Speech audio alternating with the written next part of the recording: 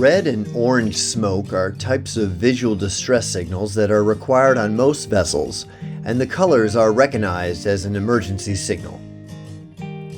They have saved innumerable lives in emergencies at sea by being bigger, brighter, different, and by giving a clear message of needing help. This video will demonstrate how to properly use several types of visual distress signals. There are three main types of visual distress flares: handheld, smoke, and meteors. They are U.S. Coast Guard approved generally for recreational vessels, or additionally internationally approved for SOLAS, for commercial vessels.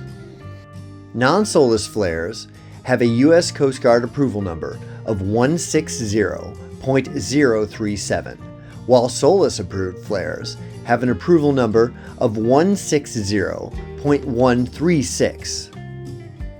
SOLAS flares are generally designed for use offshore, are brighter, can be seen further, and can withstand harsh marine climates better. Since there is less slag, life rafts usually have SOLAS flares in their survival packs to avoid burning the life raft.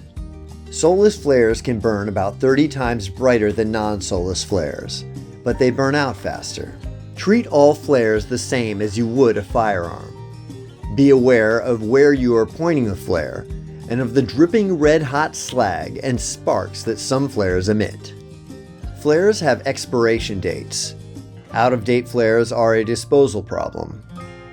Some fire departments will accept flares for their firefighting practice, but flares should only be disposed of in a proper flare disposal receptacle, as opposed to the municipal waste stream, as they can degrade and cause fires. Become familiar with flare operation before you need to use them on a dark and stormy night.